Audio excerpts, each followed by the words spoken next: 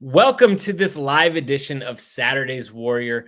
As always, I'm Trevor and this is Adam, and we have got quite the show for you tonight. It is summer. Things are supposed to be slow. We're supposed to be speculating about the upcoming season, talking about recruits, and instead here we are talking about, the whole story that is Jake Retzlaff. And Adam, how you doing, and are you ready for this? It's been a whirlwind 48 hours, I'll tell you. I did not expect it to be resolved this quickly. I fully expected us to go into fall camp. BYU's playing coy. Maybe there's a suspension. They don't ever want to say who's the starting quarterback, and we won't know who's the starting quarterback now until someone takes the first snap. They always do that. But I thought that's kind of the situation we'd be in. To have this suddenly announced and wrapped up in 48 hours with a transfer decision, I'm still just kind of reeling from it. Yeah. We did talk recruits because we like talking about that stuff and look at the season and actual football. We had a great show with Jake Hatch on last week. I'll put the link to that in the show notes. So if you haven't already, go check that one out. Got a lot of great information from Jake talking about Ryder Lions as well as some of the other recruits coming up and a little bit of an inside look at BYU's recruiting process. So really good conversation with Jake. But today we are obviously focused elsewhere. And I don't know think about one word. And if to describe, you said you're still reeling from all this. How would you describe your feelings on all of this in one word? Bizarre. Okay. It is bizarre. The way this, and it wasn't so much the suspension, the decision to transfer, all that was somewhat predictable, right? That was always a possibility on the table. And then to have the lawsuit drop today, that's where I just kind of step back and I think this is just bizarre. It's just a strange situation.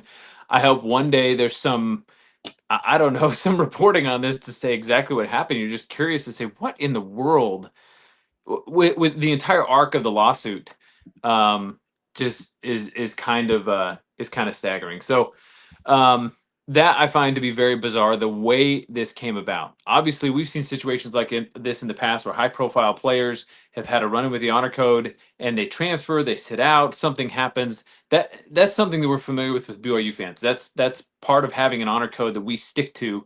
And one of the things I love and respect about the school is that time and time again we say what we mean about the honor code, and it has negative consequences. But there's something that's, for us, bigger than football. We stick to the honor code, and I like that. I like that about the university. Even though you have these athletically maddening situations where you're just like, man, we were we were so close to A, B, or C, and you can't have it. So I think that's the part that's kind of expected. The situation that gave birth to all this is just bizarre to me. Yeah. My word, if I were to summarize my feelings at this moment right now from all this at this point, is relief, which seems weird, but it's to your point that it's amazing that this got wrapped up so quickly, because we've talked about this ever since, first news first dropped. And obviously this is a terrible situation because regardless of whether he's guilty, obviously that's terrible. If he's not guilty and it's completely fabricated or it's used as, for ulterior motives to get pay or whatever, then that's also terrible. There's really, it's just a terrible situation. Yeah, not a good outcome from this. Yeah, there's no good outcome for anybody, because if something bad does happen, well, one, if there's the victim, I mean, it seems like Jake's going to get by without, if he did do what was alleged, it seems like he's going to get by without any like real consequences outside of probably some money or something. And if she's like whenever people come out with false allegations, that really hurts the people who have real allegations to bring forward. So that's terrible. And then you're tarnishing his reputation. And then BYU is caught in the middle of all of this. And why I say I'm relieved is because when the news dropped, I didn't see there being any way that Jake realistically was going to be able to come back to the program anytime soon, at least without some suspension. I didn't think it would be within the season. So that part surprised me. But it felt like BYU was in a no-win situation, because either you play this guy who has these types of allegations against him on top of the honor code. And if he had been claiming, hey, nothing happened, like we hung out, we didn't break the honor code, nothing at all, then how do you prove that? And how do you investigate that? I don't know what goes on behind the scenes, but it seems like that would be really difficult. And so you're bounced between, okay, do we risk suspending somebody who hasn't been convicted of anything, and these charges haven't gone through, and we suspend him for nothing, even though we have no evidence? Or do you risk playing him, and it turns out he is guilty, and you've played this guy after having these types of allegations come forward? And so neither one of those is a great look. Having the honor code is actually a real blessing here because it gives BYU a real clean, hey, you knew the honor code when you got here. You've admitted to breaking it. Like, these are the consequences. And honestly, I think 7 games seems relatively light, but it also was enough that realistically, Jake, with only, 1 season of eligibility left, that's just not enough to say, hey, yeah, I'm only going to come back and maybe play, because if BYU is doing well, maybe he doesn't even play, to maybe play my last season. It's almost like a way to force Jake out without really like necessarily forcing him out, and kind of being able to keep their hands clean. And now BYU is removed from this, which I think is a relief. Like, it sucks that this whole thing happened. And that, it's our starting quarterback is leaving and all that, but I just don't want this circus to be around BYU all season. And now you don't have to worry about it. And it happened early on enough in the summer that, okay, great. We've got a month to kind of figure things out.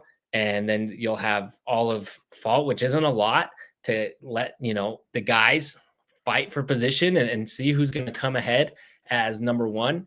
And we can move on and wish Jake well, assuming he is innocent. If not, then, not so much. But like, I feel like it's an amicable breakup. Like, hey, we both need a clean start. You've had this mess. You can go somewhere else where you're not in the, it's not as front and center, and still have your last season. Like, best of luck to you. Thanks for everything. And then him as well. Like, hey, thanks for giving me this chance. Now I'm going to go continue elsewhere. And so it seems good, but yeah, I don't know. Does that make sense? Yeah. Like, I just kind of glad, like, we can move forward. It sucks, but at no point after the news dropped did I ever really think he was going to come back and start for BYU. So to be able to have it wrapped up now, I'm glad. Yeah, I think relief is a fair word, and there are a lot of advantage to it, as you say, especially from the university's perspective. I hope that there's some way for the Cougar faithful to show appreciation for Jake Retzlaff. Love the guy, love what he did for the program. I thought he was a great representative for the school, and I hope wherever he goes, he's super successful. Now that the lawsuit is dropped, I'm assuming we're moving forward and just saying, okay, like there's no more allegations against him. He's got a clean slate, and we can move ahead. It is, I think you mentioned this, but I do think this is the saddest part, is whether or not anything did happen that was sexual assault or illegal. The perception now that the lawsuit has been dropped is that this was all, fabricated. This was used to force him to transfer, something like that. And to me, that's the most frustrating outcome of all of this, is that for decades I don't think we've taken allegations like this seriously enough. And then you get something public like this, and everybody points to it. Next time something real happens, they're like, oh, well, they have these ulterior motives. And at the end of the day, no matter what happened, the true facts of the case, that's what this looks like now that the case is dropped. It's like, well, he transferred, we're dropping the case. It's so bizarre, and it's very frustrating how that turned out. Just the optics around it, the perception, regardless of what actually happened. So, but I think you do make a good point. This is a better scenario for BYU than this dragging into the season, with the moral implications and the media circus and all that, and the distraction for the team. If we're talking from a strictly football perspective, this is a clean break. And again, I hope we get a chance to sort of wish Jake well in his next role. We can speculate on where that's going to be. But I thought he was a great representative for the program last year, and it was really cool to see him in that capacity. Yeah, it really is a bummer of a story, because it had been such a feel good story. And like you said, coming through all this, because my thing is, usually when allegations come out, usually when they're there's smoke, there's usually some fire at least. And as he's shown, there was at least some fire. Now, to what extent? Obviously, it's still a he said, she said. But I think his text messages, after the event, don't look really good for that side of things. But it is, like you said, the frustrating thing. The case just gets dropped as he's leaving, and I'm not gonna create any conspiracies or anything. But we're all looking at this like it feels like it was it gives the feeling that this was just like a hit job from the beginning. Now, most likely what's happening is behind the scenes is they've both sides have come to an agreement saying, hey, look, Jake needs to transfer. In order for him to be able to transfer, he's got to, we've got to tie this up and wrap it up and move on and do it quietly. So here's what we're going to do. And so I think it's probably the best thing for both sides. Unfortunately, like you said, it gives us very bizarre perception in the public, and it's a terrible situation all around. But let's see here. 1-2, good to have you back. It's been a while. Thanks for joining the show. He says thousands of hours and millions of dollars are invested in QB development. He knowingly breached the honor code in a very blatant way. He only confessed because he got caught. Yeah, absolutely. I'm not defending him. Like I think the suspension was the right thing. Like I'm not sure if you caught it, but I think I was surprised that it's only 7 games. And so and that is a take that I have too. It's like, it's a bummer to see what's happening with Jake, but also he knew the rules, and in many ways he let the team down by doing this. He put himself in this situation, and that doesn't mean like I completely turned on Jake, but I mean, he made this decision, and these are consequences of his actions. Yeah, I can't. I mean, you can't disagree with the statement. He knew the honor code coming in, right? He signed. Everyone knows the honor code coming in is blatantly clear. You sign it. It's emphasized. It's publicized. There's a lot of media around it. You know the honor code coming in, and Jake knew that. And so if he's not going to follow it, there's consequences for that. Certainly, again, I hope as Cougar Nation we show love and support for Jake for what he did for the organization while he was here. And he'll always be a Cougar. But that's not to say the suspension decision, nor his decision to transfer and feel like it's in his best interest to transfer is the wrong decision. I think, like we said before, BYU has an honor code, and one of the things we love about the university is that that's part of the culture, is that we take the honor code seriously. Yeah. Yeah. And the second part of 1-2's thought here on this is just, and as far as I know, he hasn't apologized for his breach of contract. Yeah, I haven't heard anything like that to the BYU community. I'm very unhappy with him. Yeah, and I think that's fair. Like, I think fans will be split. I think some are really turned on him because of this, and others, and not so much like that he messed up. I think the sentiment hasn't been like, everybody understands, like, he's coming from a different background. We all have different perspectives and whatever, and everybody messes up. But he knowingly signed the honor code and agreed to this. And BYU gave him this chance and said, hey, but this is the deal. And he willingly broke that honor code. So yeah, I think that's fair to be against him. I'm kind of in the middle. Like I said, I'm relieved that it's over. So I'm kind of glad to see him go. I still wish him well. But it does suck. And he did, he, as a captain, is trying to be a leader for the team. He made this decision that's really putting his team in a bad spot. So that is being a bad teammate. Now, that's not to say, there's probably other players out there that don't get caught that are doing the same thing. And, equally, even though if they don't get caught, they're equally putting their team in jeopardy by making those decisions. So, but you know what? It's happened to really good players before.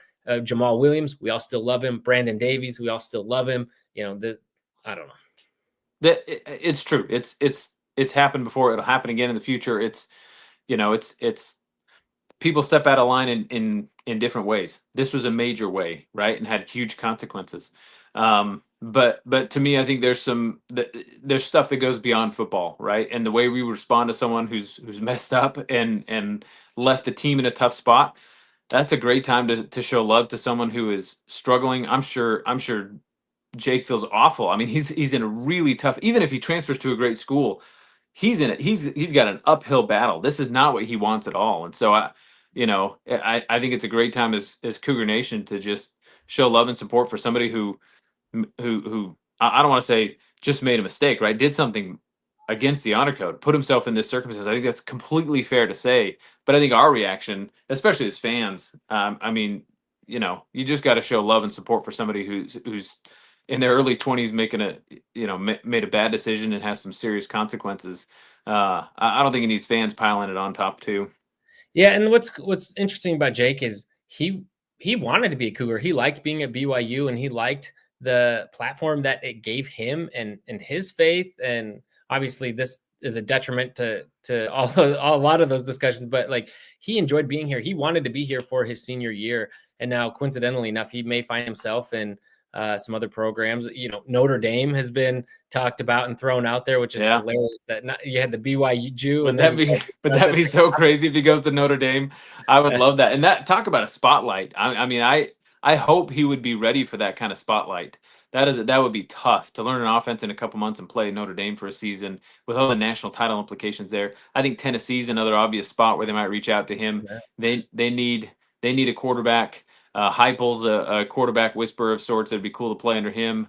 Um, if not one of those, I think you go to a program where you can still showcase your talent against maybe some Big Ten or SEC schools, but not have such national title weight resting on your shoulders. I think if I'm Retzlaff, maybe I'm not looking at Notre Dame has some advantages for sure. I mean, and I'm sure at that age you're thinking, yeah, let's do this. I can go win a national title and with 2 months prep. But boy, part of me wants to just be like, Northwestern probably needs a quarterback. Go sling the rock around there and put some film on for NFL scouts and try and go that way. Yeah, yeah, absolutely. So I wish him the best. One thing, and then last one from 1-2 on this, and then we'll keep going. But he says, I guess I made the mistake of reading his statement. It came across like not an isolated incident. Before that, I was more withholding judgment that it could be just a bad mistake. Yeah, I mean, it was definitely a bad mistake. And obviously, it felt very premeditated, whether it was isolated or not. Like, it wasn't like, oops, it seems like it was kind of intended to be what it was. So yeah, he knowingly did what he did, and you know what? It's happened, and I'm ready to move past that. And that's why I say I'm relieved. Like, both sides can move on and get a clean start. And I think it's kind of best for everyone at this point. We got some other comments here. We got Cougar joining the chat, says, it's been cool to see how other shows have reacted defending the honor code and understanding why Jake made the mistake of doing this to himself. Not to be mean, but a couple of the shows were very harsh, suggesting we should be mad at him. However, BYU fans understand forgiveness and grace, and many recognize the strength it takes to hold yourself accountable and make hard choices and I think there's probably more there.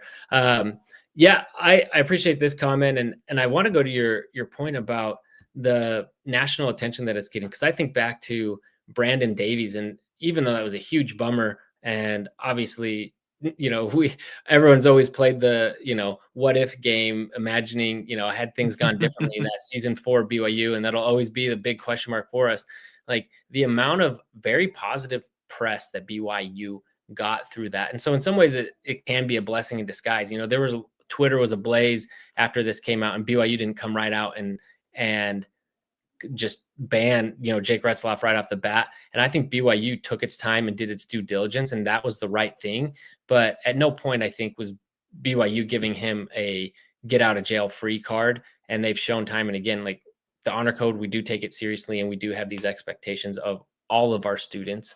And so yeah, I think it, as lousy as this is, I don't know, it feels like, and correct me if you see it differently, Adam, is that it portrays the school and BYU, I think, in a good light and brings a spotlight to the standards that BYU holds.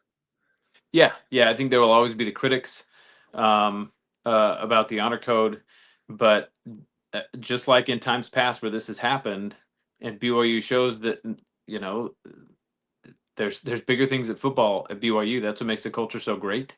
I think that's a pitch from both Kalani and Kevin Young to these athletes saying, "Hey, come here. It's a good as an atmosphere as you can find for a college football player to just focus in on academics, focus in on their craft, getting ready to go to the next level, and avoid a lot of the distractions. Now they're there if you're going to seek them out, but much less abundant than at other colleges because BYU is going to hold people accountable to the honor code. And so I do think it shows the the college in a favorable light when this happens, that that they're going to stick to it, and there's accountability there, and I think it's good for young men to go through that and to understand there's choice and consequence.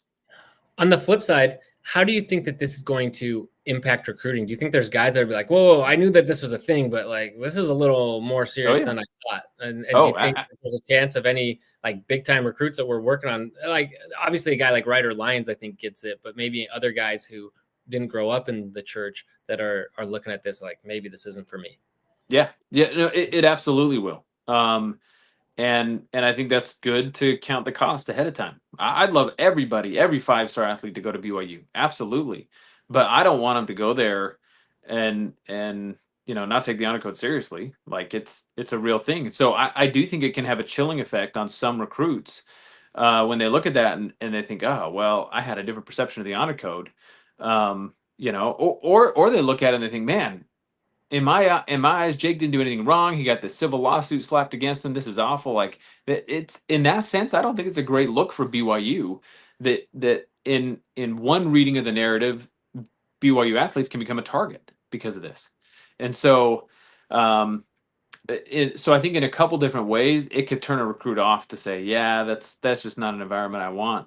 But on the other hand, for each one who looks at it and is on the fence and says no, I think there's others, especially when you look at BYU recruiting the parents along with their child, is saying, look, this is the atmosphere you're going into. We take it seriously. I think parents like that. And as much as those athletes have a good relationship with their parents and parents are influencing that decision, I think it's a net positive. And as much as it has a chilling effect on some, it probably attracts other families when you sit down and you talk to the parents about the environment of BYU and say, we're serious about this. Yeah. I think it does as much good as it does harm. And I think Kalani Sitake has done a good job of portraying that, but I think Kevin Love has taken it to the next level where he's Kevin Young. Sorry, We Kevin don't Young. we don't have Kevin Love coaching yet. Oh, Kevin Love. No, I wouldn't did put I say? anything past Kevin Young, but Hey, Kevin Love, I'm sure is a nice guy too. But no, Kevin Young. I haven't even thought of Kevin Love in I don't know how many years. since he won the title with the I think he's with the still on the Cavs. Heat, right? Deep in the bench. But anyway, Kevin Young, he's completely flipped that narrative, though. It's gone from not like, hey, yeah, we can explain this to you, to like, it's just flipped and it like explains itself. It's just like you said, like, this is a place where you can come hone in on your craft, not, hey, you can be good even though we have this thing here, and I just love it. And AJ DeBonta completely embodies that. I mean, we already have I totally agree. we already have Yegor Demon and shown and the way he bought in, but then AJ DeBonta and how he's already bought in with it. And I was watching on another show and they were talking about a high level recruit and that BYU is getting involved and saying, yeah, but the dad said he is the one that's talking to all the schools and all the coaching staffs. And they're like, we think that bodes well for BYU. One, because if parents are involved, it's probably more financially and BYU can compete there, but also because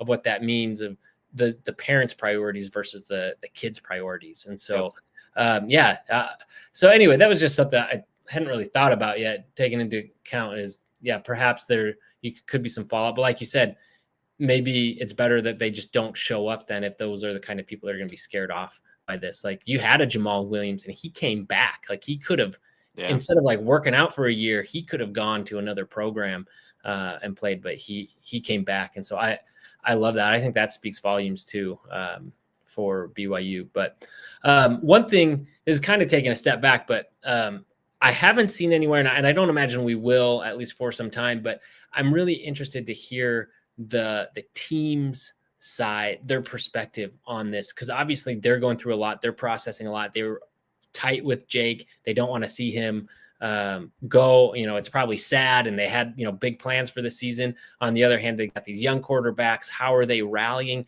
These are stories that I would love to hear a little bit about. And I think people are going to be too guarded for obvious reasons on this, so we may not catch a lot. But I'm interested to understand the psyche of the team right now. Yeah, and so Parker Kingston spoke to that a little bit at the golf event they had, the media golf event last week. And he did touch on that just briefly. He said what you'd expect him to say, where he's like, look, no, this has not hurt the locker room. If anything, it's brought us closer. We're brothers. We're there for each other. And we understand this is going to be there's some decisions that got to be made about this season, and whatever it is, this brings us closer together. So that's their perspective. And really, if you have a strong culture, that is going to be the impact. That everybody's going to rally around this, and really work together.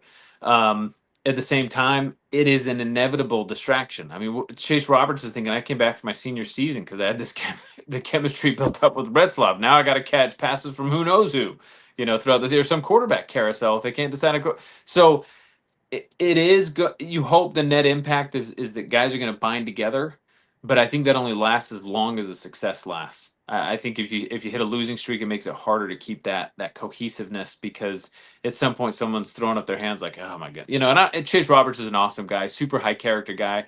He's going to be fine. He's a senior, but not everybody's going to take that same approach, and it can come apart at the seams if the team hits a losing streak. Yeah, I'm with you. Cougar had a couple more comments I just want to get to real quick before we move on here. He just says the honor code would have saved him from all this. Yeah, I mean, we talk about that with commandments all the time, and the honor code is no different. If you follow it, it's going to keep you safe and help you avoid some of these issues. And you may have missed it. We did talk about this. It'll be interesting if he goes to Notre Dame, just the fact that it's a religious institution. Yeah, absolutely. It would be hilarious for, the BYU to start with at BYU and then go on to the predominant Catholic university. Be pretty wild. So it'll be interesting to see where Jake ends up. And got another one from 1-2 here, says, I'm looking forward to some of our other very talented QBs getting a chance to step up. I think they have higher ceilings. Thank you, because this is a great transition. Great segue. And I don't disagree with that. I do think we've got one or two guys in that room that have higher ceilings that we can get into. I thought Jake Retzlaff is clearly our best quarterback this year in 2025. I don't think we will be able to take a step forward in the quarterback department, just because he was a senior. He'd been in the program for so long. He knew the offense. He had the experience under his belt. But if you're talking about ceiling, I agree with 1-2. There's guys that have a higher ceiling than Retzlaff in the quarterback room. Oh, absolutely. And we've said this before. I'm glad actually we're getting to this point, because I'd forgotten to mention it earlier, is that, look, I've been a proponent of Jake's. I've been like, hey, let's be patient. And he's made some mistakes, but we've seen his growth, and I wanted to hang with him and support our quarterback. But having said all that, he was a flawed quarterback. By no means was he, the next great from BYU. We love him. He brought a lot of, entertaining plays and a lot of toughness and a lot of excitement with him. And again, we love everything that he brought and the feel good story that it was, which is obviously now tarnished a bit, but we love all that. But he was, far from an outstanding quarterback. In fact, a lot of people say BYU is too hard on him. In some ways, BYU probably was, hyped him up probably more than maybe he deserved, because BYU did do really well. And how much of that was in spite of him, or maybe not in spite of him, that's kind of strong, but I think where we'll really see the difference this year, I think you can get production similar to what we saw last year from Jake. I think we can replicate his numbers. He had some clutch plays. The final drive against SMU, the final drive against Utah, the touchdown pass against Oklahoma State. He had some he was clutch. And that's why I think his departure is worth a couple victories. Not because we can't replicate his 2024 production, but because his chance at greatness, of being remembered as a great BYU quarterback, was going to be 2025. Yeah. He was pretty good in 24, and we had a great season. But he was pretty good. He obviously had some bad interceptions and plays he'd love to get back. But he had shown market improvement from 23 to 24. If he had gone in that same level of improvement from 24 to 25, he could have completed 70%, completion percentage in a 20 to 2 TD to INT ratio, whatever his goals were, right? He could have done that. And then we all would have stepped back at the end of 25 and said, man, he was a great quarterback. And he's not going to get that chance. And so I do think one of the guys in the room, and we can talk through all three of them, but one of them can step up and hit his 24 levels of production, I think. I don't know that you can replicate that clutch gene he has. I hope so. And I don't know that the dominoes will fall the way they did last year. Yeah, I mean, he does have one opportunity at a clutch play that I'm sure he'd like to get back, that he missed against Arizona State. But yeah, he did bring that. And I think that is what elevated him. I don't think we were going to see the same kind of jump we saw from 23 to 24, because he had so much more time. He had taken reps. He was coming like he took a normal jump, not a normal jump, but he took a big jump, but he took a jump at the time you'd expect him to take that jump. Now going into his last season, I just think it's exponential, right? Like I don't think he could have jumped quite as high. However, I think it could have been enough to keep BYU going into a very special season, especially with the depth and all the other positions that we have. The good news is I think this defense, and let's actually get into this as we talk about these quarterbacks, but the defense, I think, is going to be so solid. And if our special teams can, I know we don't have Keelan Marion, but like if we can go back and replicate some of what we were doing, which a lot of it was scheme, we still have fast guys, we still have talent, we still have Will Farron. Like if we can replicate some of that stuff on special teams, we're going to set up our offense and make it easier for our quarterbacks where they don't have such a huge load to carry. And so having said that, let's look at these guys here. And here, actually, take this off. And 1-2 is already going for Bear Bachmeier here. He says, with great run ability, has a very high ceiling. So we will get to that. Those are really good points. We're going to start with McKay Hillstead here. He's been the player who took the most reps as backup, I think, with the where am I going here? My animations aren't going. But he took the most reps and I think is most likely set up to start as the starting quarterback, but he does. Oh, here we go. So he does have a little bit of experience at Utah State. The thing is, he is the smallest. He is the slightest. He is shorter and not quite as heavy as the other guys. So I think you're being generous at 190. I'm just reporting what I saw on ESPN. Obviously, he might not even be 5'10". I don't know. From what everyone says, he's slight. 5'10" with cleats on, $180 soaking wet. I mean, look, I think McKay Hillstead will start. I'll put it on the record now. I think he's the starter going into the season. I do, and I think he's going to be pretty good to start the year. And if you put 4 more inches and 30 pounds on McKay Hillstead, he'd be NFL bound. I think he's got the talent. I think he's got the moxie. I think he's got the vision. But I also think he'll be injured 4 or 5 games into the season. I don't know how you can go against a Big 12 schedule when you're 5'10", $180, $190, and be a running quarterback and make it. I don't know how you would make it through the season. But as far as talent, ability, knowledge of the offense, Hillstead's ceiling isn't quite as high as Bachmeier's. We can talk about him in a minute, but I like Hillstead a lot. And maybe he proves everyone wrong and he comes out and he puts together a great season. If he stayed healthy for all 12, 13 games, man, he'd be really good. And I think we'd be knocking on the door of a Big 12 championship with him. I think he's that good. Yeah. Man, what is happening here? Okay, here we go. So, yeah, with the pros here, I think you hit these. And I took these from BYU on Sports Illustrated article from Lindquist there. So, but he says throw strike from a clean pocket. So when the pocket is clean, he's able to throw strikes. He's mobile and can hit deep shots downfield. He's, like you said, he's a mobile quarterback. He's fast. He can make plays.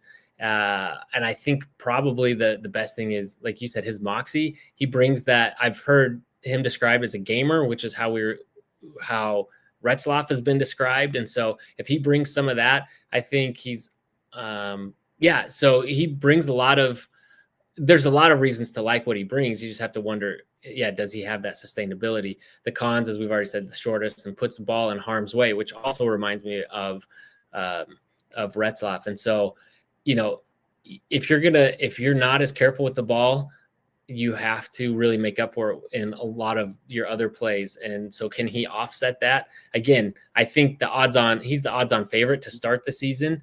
But for me, there are some worries there, but heck, going into last season, was it Hans Olsen that said that they thought he was going to be starting, after a few games in the season? He's like, before the end of the season, he's going to be starting, and we didn't see him. So,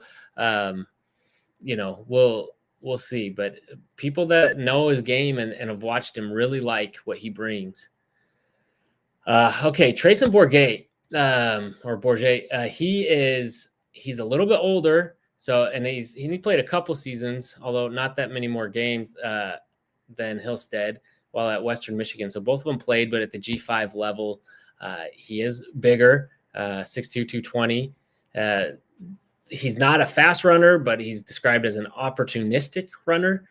And when he has a clean pocket and is able to get the ball away, he throws a beautiful deep ball. And so talk about his accuracy and his ability to, just to find guys and just like in terms of ideal form and the way you want to see that ball spiral, he is the guy. And so the cons for Trayson are that he really limits the run game. You don't have that dual threat ability, and we know that that's something that that an A-Rod offense thrives on. And so does he limit the team there? However, our run game, supposedly behind LJ Martin and some other studs, is supposed to be really good. And so maybe, hey, what we're lacking, we got other tools and receivers. You got Chase Roberts. We've got, tight ends or revamped. We've got, whatever.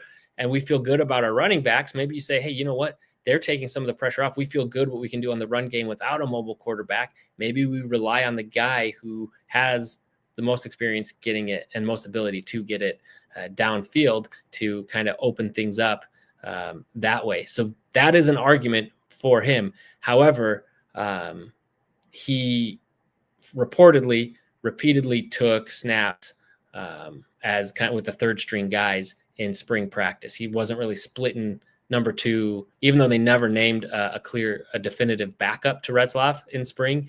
He was generally always playing with the third stringer. So it does kind of seem like that's the pecking order right now. But there are some things that he brings that Hillstead doesn't. Yeah, and I think we'd be okay with Bourget. But if you look at Keaton Slovis, Baylor Romney, I think is the comparison I hear. I think there's some, we're a functional offense. I'm not worried that he goes in there and we just collapse offensively. I think in general we're kind of one dimensional and less effective. I don't think you can make a living against modern defenses by pounding the rock and throwing a deep ball. You have to have an additional element in there, whether that's a QB run game or you're a West Coast style dink and dunk, something else that gives you a wrinkle in there. And I don't think he gives it to you.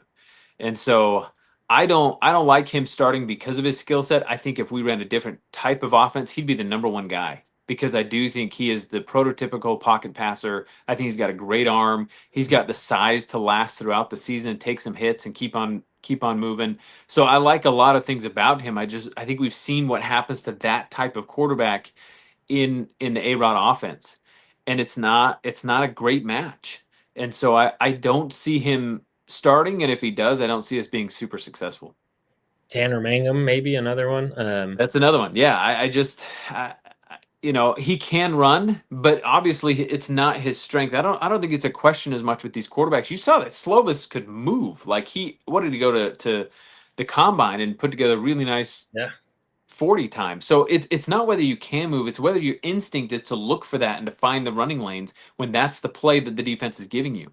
And Bourget doesn't do that.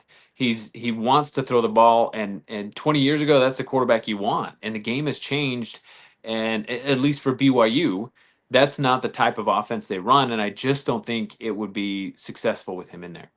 Yeah. Okay.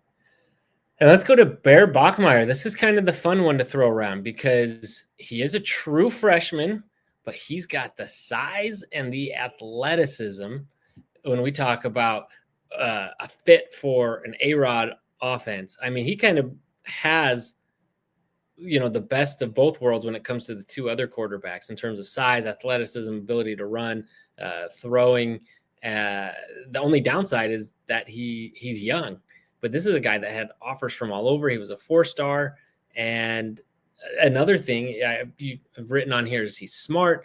They talk about how smart he is. And, maybe that's an advantage for learning the playbook quickly this summer, getting integrated, feeling good with it. And maybe BYU wants to take their chance and say, hey, let's ride this guy going forward.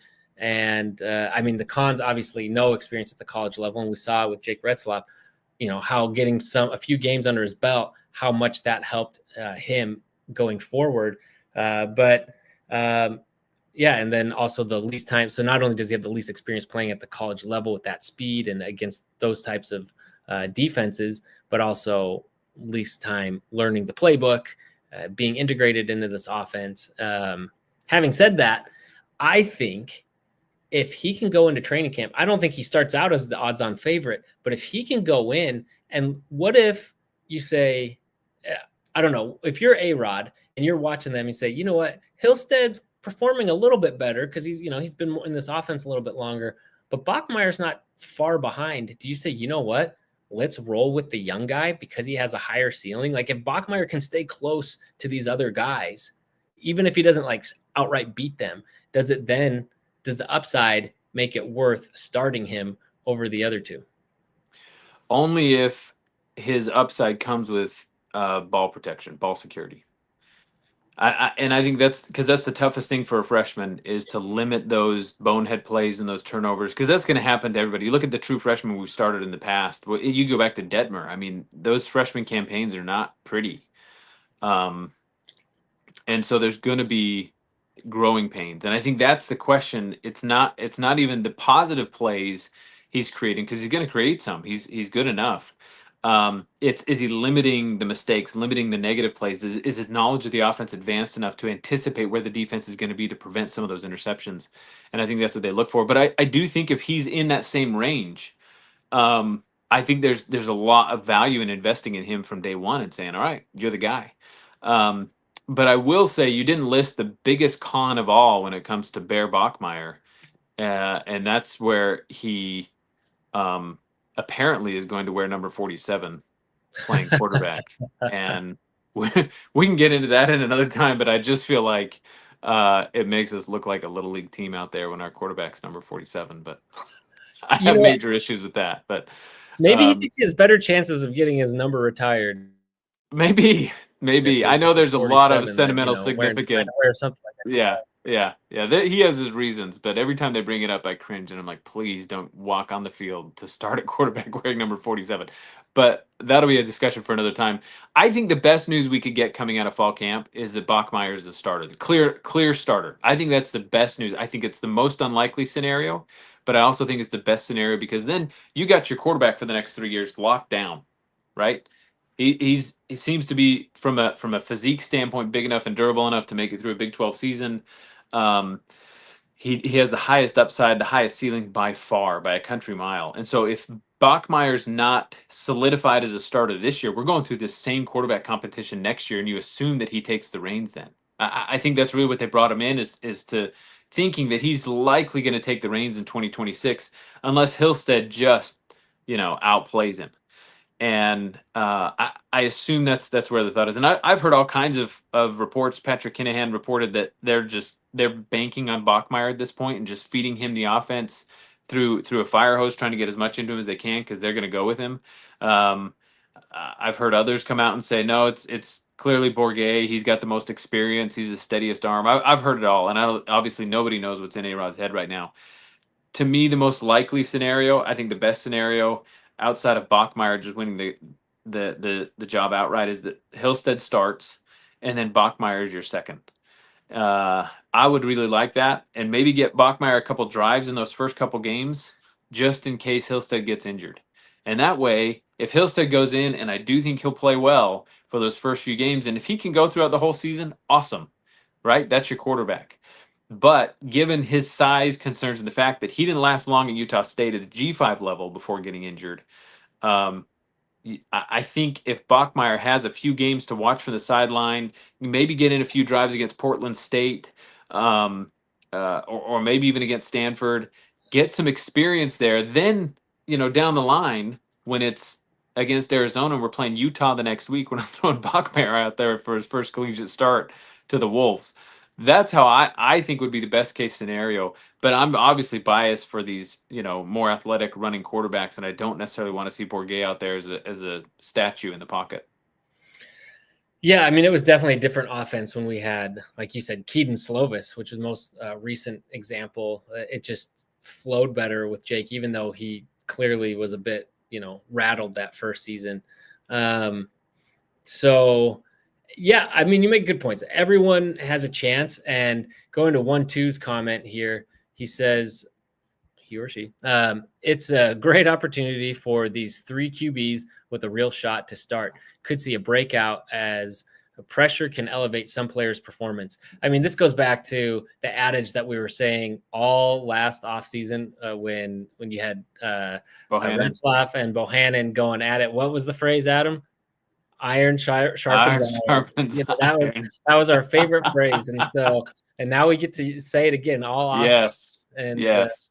we get to see these guys go at it and really elevate each other. And I hope they do. I mean, yeah. And like what you said, regardless of whether Hillstead gets injured or not, I think there's a real chance we end up seeing kind of a Mangum, Zach Wilson handoff there mid-season at some point. And so get Bachmeier caught up to speed. On the other hand, if there's any games to get him caught up to speed, it would be Portland State. It would be Stanford, and going at it early and having those chances. So I hope that whether it's in the game plan or BYU can just get up by enough, which I know is not really BYU style, then get up by enough where they feel comfortable getting him in and getting him reps as being really kind of the future of this program, at least in the near future. That's what I'd like to see. I don't know. Let us know in the comments, everyone. I'm curious to know who people want to see start under center at the beginning of the season. When we play Portland State, who do you want to see taking those snaps of these three options? Or are we bringing back in Baylor Romney or, someone else? Do you have any eligibility left? Yeah. I definitely do. In fact, the last time I played was my freshman year of high school. So I'm ready to go, man. Good. Put me in the game, coach. Who would have won state? No, talk about injury prone. You've had too many injuries, son. My ACL's great, man. I'm 3 months off surgery. Put me in the game. All right. 1-2 says smart is a real advantage, talking about Bachmeier, and saying also that Hillstead's height is an issue. Can't think of any successful QBs under 6 foot. I know.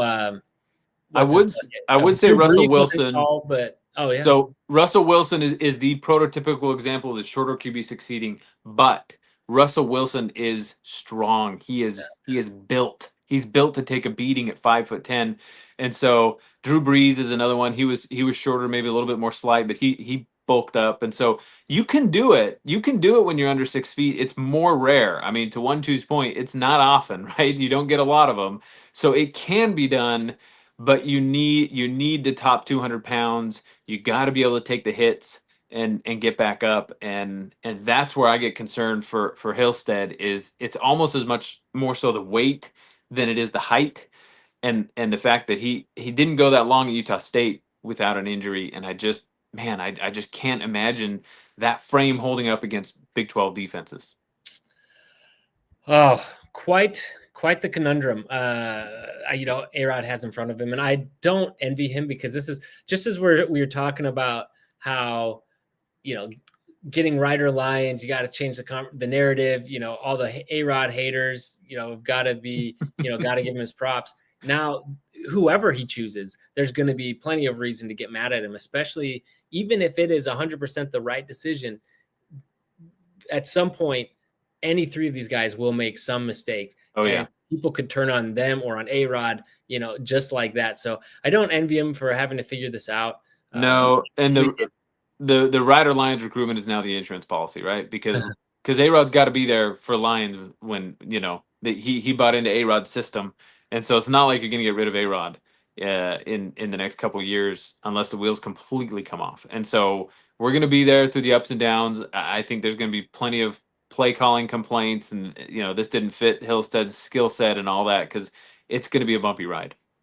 Yeah, but hopefully, fortunately, I think the season starts out as such that BYU should have some time to get things together. And at this point, it's also who fits best with what we want to do offensively. And if you're thinking, hey, it's Chase Roberts and our wide receiver core. Even though we lost some guys, we still have a lot of depth. We like our speed. We like what we have. You want to focus on that. Or if it's, hey, we can really build something with our running game and with what we have going here and want to lean on that. Like they'll know better than any of us. And they just have to know like whose skill set complements that the best. And with the game plan for the cohesive, the entire team, we talk about all three phases. They're playing in the last year and how cohesive that was, if they can build on that. And I think that's going to be a big piece of who they want to go with. Now, I will say, whoever they go with, if BYU loses some early and all of a sudden you're out of the Big 12, which is hard to do because like anyone could win the Big 12 any year, even with some losses. But if things really start to turn at some point, you just put Bachmeier in. And I don't know how many games you have to lose for it to get to that point. Are you 3-3 and you're just saying, hey, let's give it to Bach? Yeah. I think at that point, I think your first 6 games of the season, you kind of know where you're headed. If you're 500 coming off of that schedule, because that's the sweet spot of your schedule. You got a pretty good first 6 games there, and then you hit the grinder after that. And so, I think if you go through those first 6 games and you're 500, yeah, let's hand the reins over to Bachmeier and just see what he can do. It would come to that, I think, if they struggled this year. Yeah.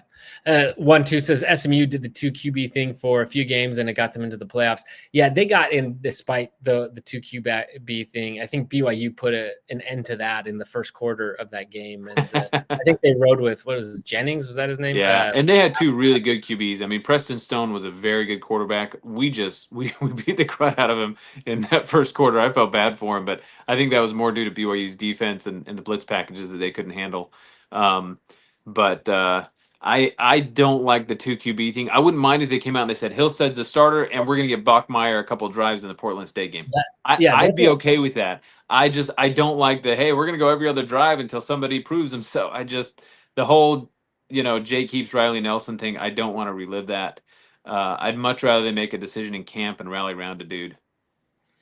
Okay, a couple other things here while we're talking about QBs. Well, first, I just wanted, and I should put this in the show notes. I did reference this article from Casey Lundquist quite a bit to pull my notes together on these QBs. So I wanted to give him credit, and I'll put the link in the show notes. Another article he had back from May was just looking at the QB prospects. Obviously, this was before the Retzlaff thing, but just talking about obviously the guys on our roster who we just broke down, and he mentions them a little bit. But then looking at the future, obviously this is before Ryder Lyons. And then on top of that, we've got Enoch Watson and Nolan Keeney. And these were 2 guys that, again, I don't watch all this tape from guys from high school and all this stuff. So it's hard for me to really know. But I know Enoch Watson, he was highly touted and they really recruited him. And so at some point we're going to start getting a crowded QB room, especially with Ryder Lyons coming in a couple of years. And so there's a lot of talent and the future's bright. But that's why I'm really excited to kind of start seeing what Bachmeier can do and turning the reins over to him, because it seems like he's got the brightest future there. But a couple other things. I want to turn to a couple other topics while we were talking about commits. We got one big announcement today, which even though it's been a little bit overshadowed, to say the least.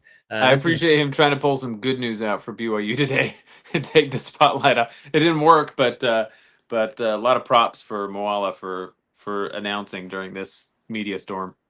Yeah, you might see 3-star and think, okay, is this a big deal?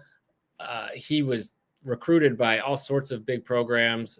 We're talking, I was going to say Pac-12, but most of those are like Big Ten schools now, but it's hard to get all that straight. But and Utah as well as others, and BYU won this, and it's an in-state commit, and so it's great whenever you're kind of swinging those in-state commitments away from Utah and back to BYU is a good sign of momentum and things to come. So I think that's a great one, a good piece of news for us. And I expect we'll hear some others soon. I'm excited about this. What do you make of the 5 players who will be attending media days. It's always kind of fun to see because I think they do it based on who has the personality, but I think they're also trying to highlight guys who have the best chance of being in the pro and really help get them more exposure in the media and in the limelight and bringing them front and center and getting them out there. For example, they brought Ryan Rico, even though he was a punter. Yeah. Because, well, one, because he had a great personality, but two, because he had great potential, and we've seen what he's done in the NFL. So I think it says a lot about who they have, and you might not be able to see this. I don't think zooming in is going to get that any bigger. So, well, we got Chase Roberts, L.J. Martin, Keanu Tanavasa, Isaiah Glasker, and Jack Kelly. Yep. Which is that's a good group. I mean, there's a couple of really good personalities in there. I like L.J. Martin. He's kind of soft spoken, so it's probably good for him to get some experience out there and get with the media. I get a kick out of Big 12 media days because I get excited every year, and every year everybody says the same thing. Hey, we're gonna get out there. We're gonna sports harder than we've ever sports before, and we're gonna be really good at this football thing, and it's all coach speak and catchphrases every year, and still we read every word, and so I think they got some good personalities though. I really like Keanu Tanavasa on there. I think that's kind of a nod to our Utah brethren over there that not only did Jadir come over here, but now he's a team captain and going to represent us at Big 12 media days when he sees the Utah guys across the other side of the field. So that'll be good. Yeah, I love that. Well, Chase Roberts is no brainer. I'm pretty sure he was there last year as well. And then LJ Martin, you expect him to become a face of the program this year. I expect him. Hopefully we can keep him healthy and we see him have a breakout year. You nailed it with Keanu Tanavasa, and I love it is. I mean, I think he has a great personality by all means. Like everything I've seen from him, he has a great personality.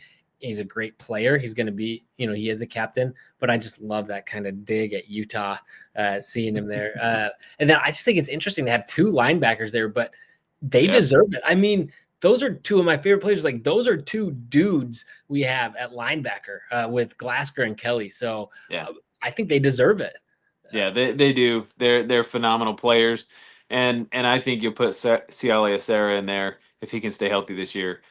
Those are 3 NFL bound linebackers. They're all built to go to the next level. Yeah, so I'm pretty excited about that. We'll see how. I mean, like you said, yeah, it is all just kind of meaningless and coach speak and whatever. But I think it says a lot about the coaching staff, these players, and their mindset a little bit. And so I always find it really interesting to keep an eye on who it is that they choose to represent the program at Media Day. So very excited to watch that, and even more excited to see those guys play. But all right, so I think we talked about the QB situation long enough. It's not over. We're going to keep getting back to this. I think time and again throughout the summer until finally, and probably throughout the season. Hopefully not. I loved last year that Jake was able to kind of, after a few games, really quiet it down. And we didn't even see in games that were blowouts, we didn't even see Bohannon, which I wanted to see Bohannon, but I think it really showed, hey, no, we are committed to Jake. We're not hedging our bets at all. So I'd love to see a situation like that. Not so sure we're going to be that lucky this year, but we'll continue to break all that down. So be sure to like this video, subscribe to the channel, so you catch all the content. We're going to keep trying to do these live shows throughout the summer as frequently as we can. And we appreciate you guys hopping on, joining in the chat. We love getting your feedback. Let us know who you would like to see be a start at quarterback for BYU this next season. And as always, appreciate you watching, and go Cougs. Go Cougs.